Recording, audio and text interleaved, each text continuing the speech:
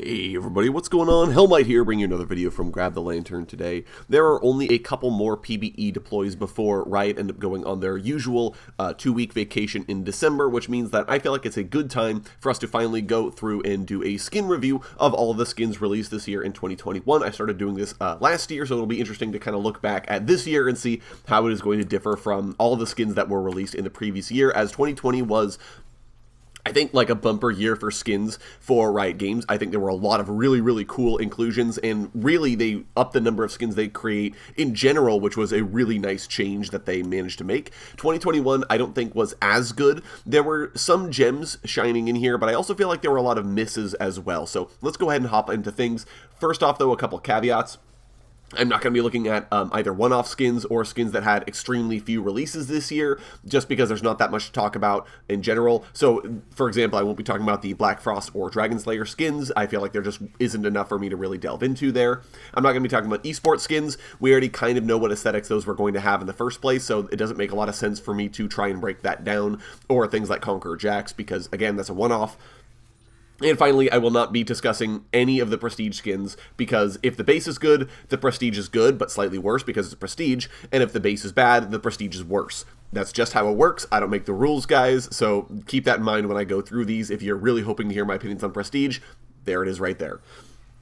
Let's go ahead and hop all the way back to the beginning of the year to start with the first skin line released in 2021, which was the new Warden and Marauder skins for Gragas, Quinn, Callista, Xinjiao, and Kled. Now, I think Warden and Marauder is a fine aesthetic, and these offerings were 1350s as opposed to the last round of Wardens and Marauders, which means that they were able to have some voice processing and particle effects, but I still feel like these are just worse Dawnbringer and Nightbringer skins. They have the same kind of order versus justice aesthetic, but with a worse overall theme.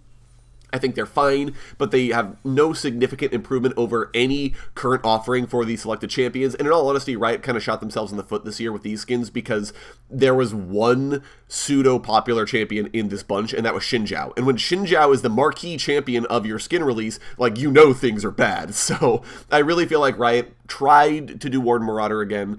I don't feel like it did very well, and I feel like this is probably the nail in the coffin for the skin line as a whole. Moving on down to the Shanghai scroll skins, which are just an absolutely awesome aesthetic, especially with regards to the splash arts, and I love all of the details in the particle effects and the models. I'm not a big fan of the Shanghai Scrolls Jin. I feel like it overlaps way too hard with some of his existing skin lines, including even his default. I would say there's a bit of overlap between Shanghai Scrolls Jin and default Jin. So that one in particular isn't a big deal for me, but I really like the other three. I wouldn't be surprised at all to see these come back again next year as our Lunar New Year skins. Riot's been hunting for something to fill that gap for a long time now, and these are an actual great aesthetic that works, unlike last year's Mecha Kingdoms, so I would really expect to see these come back in the future, especially given that the next skin line, haha, segue, Lunar Beast, did not do very well at all. Lunar Beast was a bit of a miss. It's kind of hard to tell exactly who they're for. They're like techie, old-fashioned, kind of spec ops. There's like a team, but it's hard to tell exactly what each individual team member's role is. Like what are these skins going for? What story are they trying to tell here?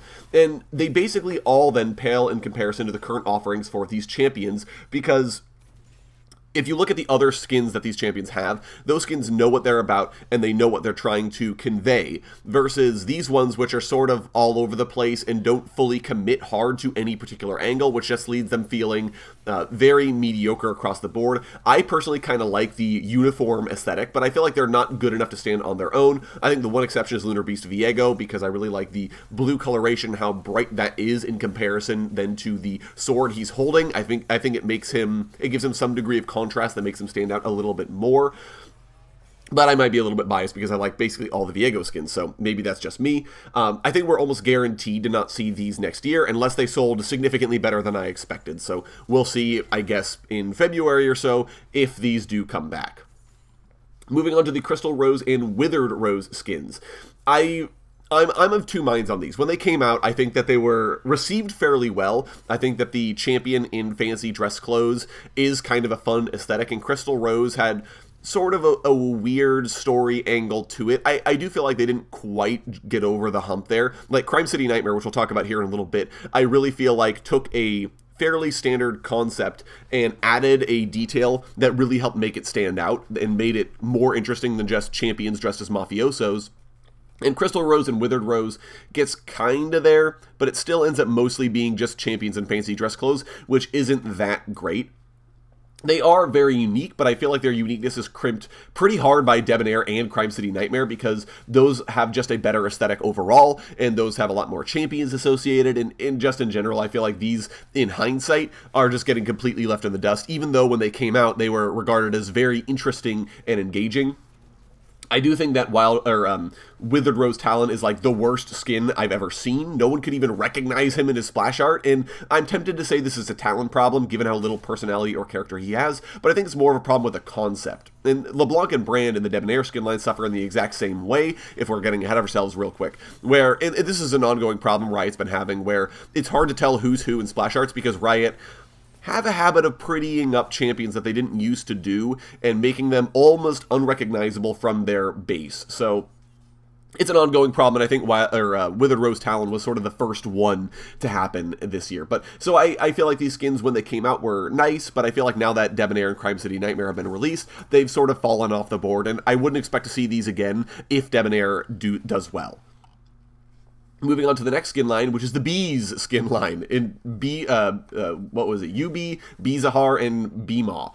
I love how stupidly ridiculous the Bee skins are, and I want more. I don't even care, guys. I think it's just so silly and so stupid, and you can't talk about the Bee skins without laughing a little bit. Like, these are seriously a thing that exists. They just say, hey, Malzahar, you're a bee now. Hey, Yuumi, we're gonna put you in a bee onesie, and these are skins, and people will pay money for this. And it works, because they're so over-the-top jokey, they're so over-the-top not serious at all. Like, there's no possible way for you to take these seriously. Even Space Groove was fun, but has like kinda sorta, it takes itself a little bit seriously. B, not at all, in the slightest.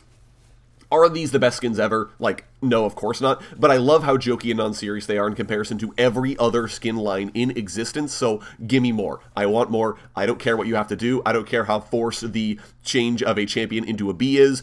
Just gimme more. Moving on to Battle Academia, which got its first return this year. This is also the first Legendary of the year, which goes to Caitlyn, who already had one, so that's a little disappointing, but hey, what can you do? I do like the return of Battle Academia, as I think there's a lot of possibility in the concept, but these designs are just needlessly complicated, especially in comparison to the existing Battle Academia skins. It's hard to think of Battle Academia Caitlyn or Leona, for example, being in an actual anime, given how overly detailed their character models and designs are. Like, it just, you can't picture somebody drawing those characters over and over and over and over again, right?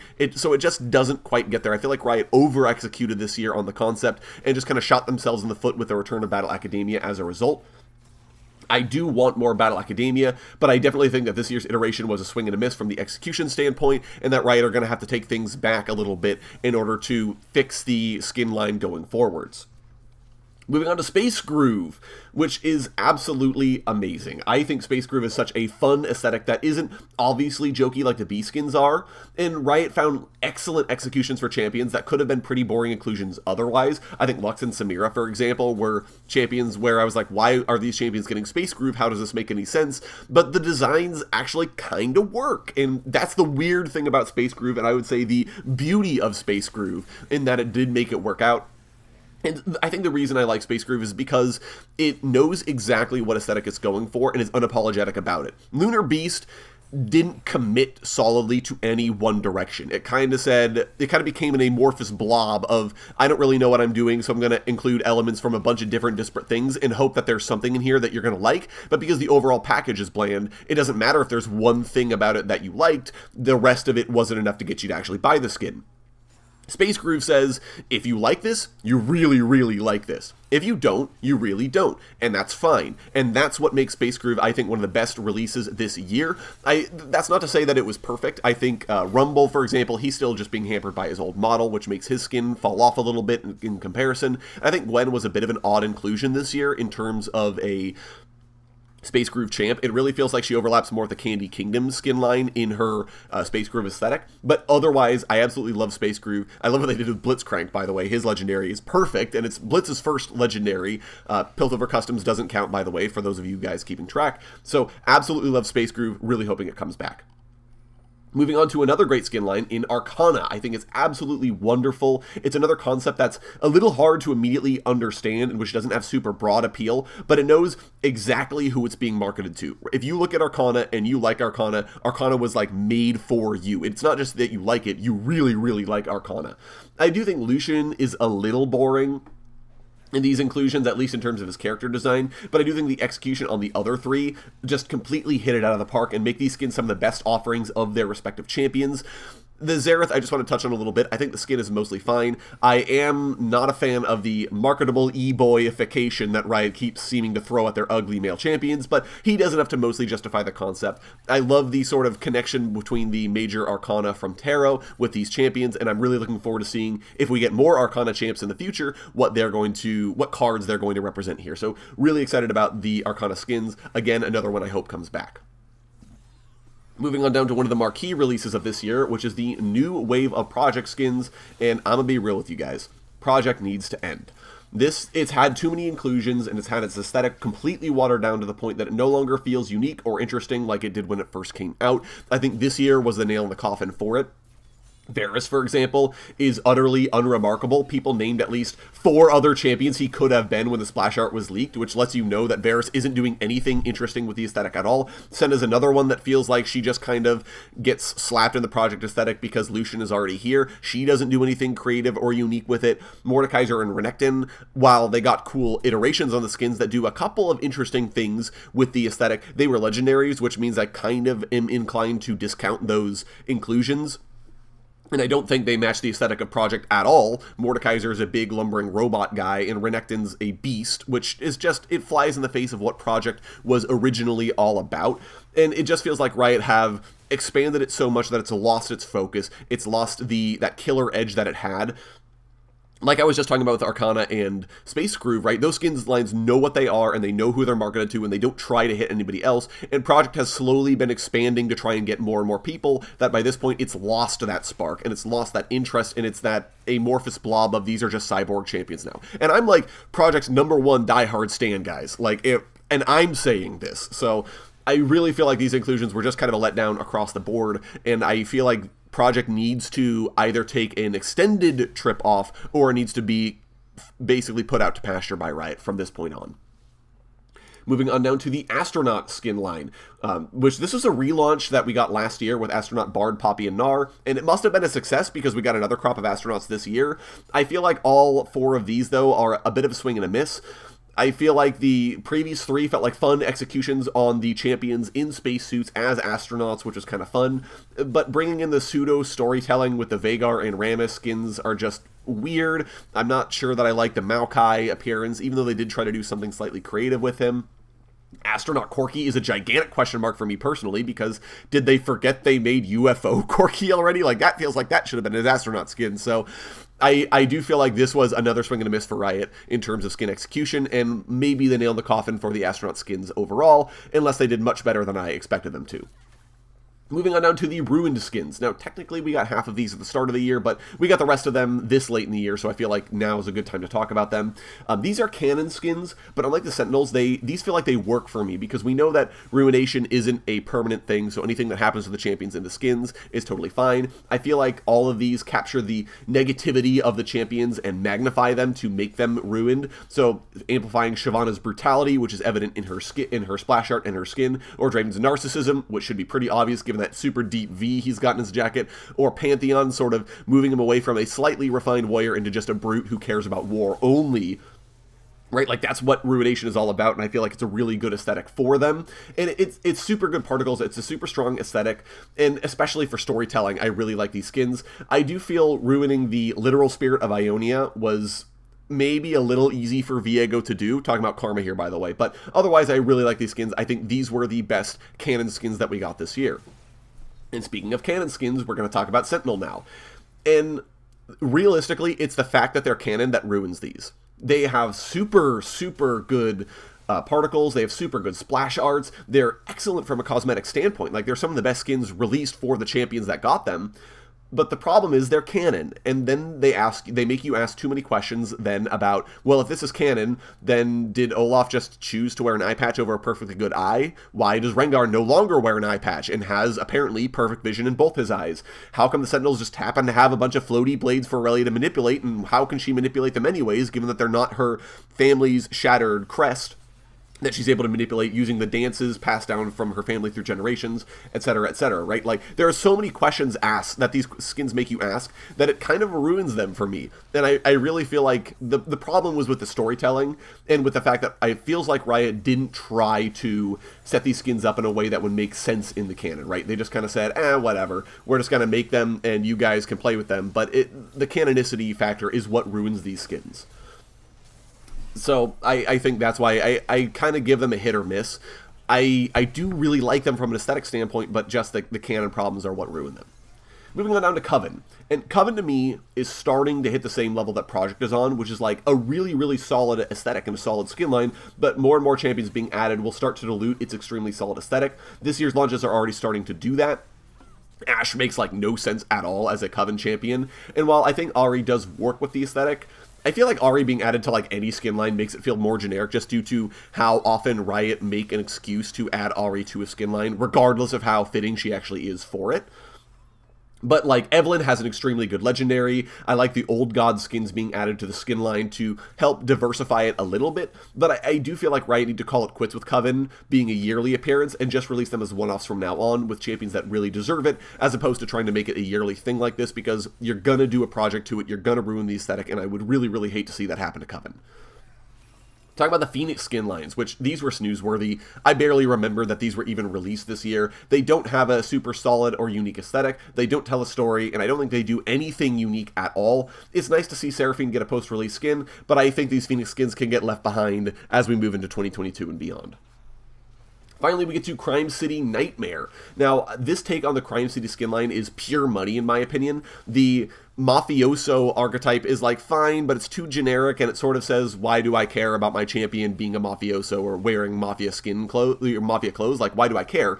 But saying your champion is a mafioso who's possessed by a demon, that's something that's interesting. That's that killer edge that says, hey, here's why you care about the skin line. Here's that little bit of extra spice to make it stand out a little bit more from what could have been an otherwise very boring aesthetic. So it helps narrow Crime City down into a determined archetype that knows what it's about and knows who it's trying to sell itself to. I love the executions on Twisted Fate and Shaco. I feel like Darius, Akali, and Zyra could have been pushed slightly harder because they almost feel like just purple Debonair rather than Crime City Nightmare, but otherwise, I really do like these skins, with the maybe exception of just the name. Crime City Nightmare is a bit of a mouthful, and I feel like Riot needs to start dialing back the names a bit. Moving on down to Pentakill 3, Lost Chapter. Now, as with KDA, I really don't see a need for champions with musical talent to get new skins on a yearly basis or with each of their musical releases. But that being said, I like these better than the KDA All-Out skins because the Pentakill's champs are finally getting some 1350 skins to help play up their very unique theming. I really like the particle effects. I like the fact that all of the recall animations play clips from their new album, which is super cool. I think Viego was a good inclusion and got an absolutely killer skin on top of Riot learning from their naming mistakes and connecting them to Pentakill without adding them to the band. I like that they made the singer champions, Kayle and Karthus, look like the actual singers that performed the songs. Like, that was a really cool thing for them to actually say, hey, Karthus, you're going to look like Yorn Land because he's the actual singer and Karthus is doing his vocals. So that was a really cool thing for them to do. Like, there's so many nice little small touches. I absolutely love the skins. Do we need more? No, but these are certainly really solid inclusions. Also, Riot, give Yorick his hat. Moving down to the Dawnbringer and Nightbringer skins. Now, it's another aesthetic that I think is starting to get played out. Maybe it's not quite there, but it's starting to get there. Because, like, who can't be added, right? Like, the problem is, it's so broad that basically anyone can get added to the skin line. But that said, Riot do bring some unique things with this year's inclusions. Yone's legendary is excellent, especially given that it halvesies him between Dawnbringer and Nightbringer. Kayn having a dual Nightbringer-Dawnbringer skin, as well as an excellent use of just his, the unique things that Kayn does, and making Ross into the Dawnbringer and Kayn into the Nightbringer was a good inversion, and Nightbringer Lilia, instead of making a Dawnbringer Lilia, was a fun inversion of her character, and is really what I would like to see them do with Nightbringer Dawnbringer going forward. Make the traditionally villainous champions heroic and make the traditionally heroic champions villainous with Dawnbringer, Nightbringer skins, and I think you're going to have a really solid aesthetic going forward, but we'll see how they execute next time this comes around, if they actually do that. The other couple of skins that they released, I just think were snoozeworthy. Vex, Tryndamere, and Morgana, I don't think did anything useful or interesting at all, so kind of a meh release this year. Moving on to Bewitching. Bewitching is lighthearted, and it helps celebrate Halloween, but I don't think it's very unique or interesting. It just feels like these skins are just sexy costumes for female champions, which is not great. We never get any male champions with Bewitching anymore. I don't think they're very unique or interesting overall, because I don't think these skins sell themselves on you, and I can't think they're worth using outside of October. So, in general, I just think they're a little disappointing. The dragon skins were released this year as well. Apparently these blew up after launching last year because we got a ton of them this year.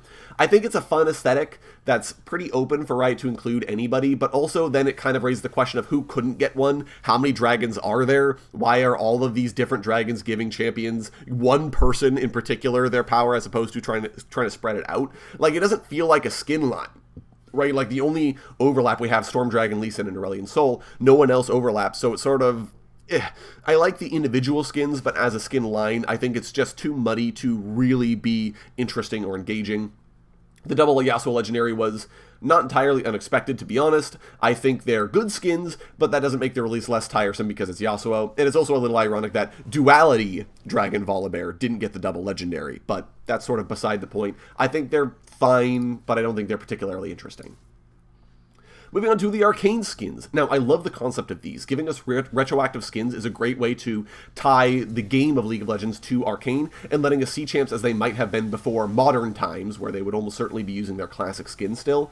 Obviously, there's not a lot of room for growth for these skins, but it's still possible we get an Arcane Victor, Echo, and Hiberdinger thanks to Season 2 on the horizon, which would be pretty sick. I like that Riot are giving these away. I don't think they would sell if you tried to sell them, but I do like the fact that that they were given away for free as sort of marketing, which is super nice.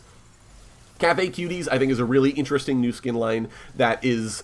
I absolutely adore the aesthetic. It's like Heartseeker, but not as edgy, which I think is really nice. I think Sivir suffers from the which champion is that problem that Riot have been having, but otherwise I feel like the rest of the inclusions are masterful and fit the aesthetic perfectly, and I really want to see more of these in the future, as with Bees and Space Groove. And finally, Debonair. We finally have the relaunch of Debonair, which honestly doesn't seem to have done much with the source material at all. It's still basically just champions in fancy clothes, and it also suffers from the who is that problem, with LeBlanc, Brand, and Master Yi being nigh unrecognizable in their splash arts, and a little bit in-game as well. It does feel like it has a more coordinated approach than the previous attempts at Debonair. It has some unique particles, and it has some semblance of a story, so we'll see if it pans out. My money, however, is on no, especially when compared to Crime City Nightmare. I've actually gone a little bit overboard here, but that is going to be it for me today, guys. Thank you all so very much for watching. Let me know what you think of any of these skin lines down in the comments section below, or if there's a skin line I forgot somehow, please let me know that down in the comments as well. Would love to hear your guys' thoughts. If you enjoyed the video today, go ahead and leave it a like, and if you really enjoyed the video, consider subscribing. I upload a video every Monday, Friday, and on patch days as well. Once again, thank you guys so very much for watching. I do appreciate it, and I'll talk to you all later.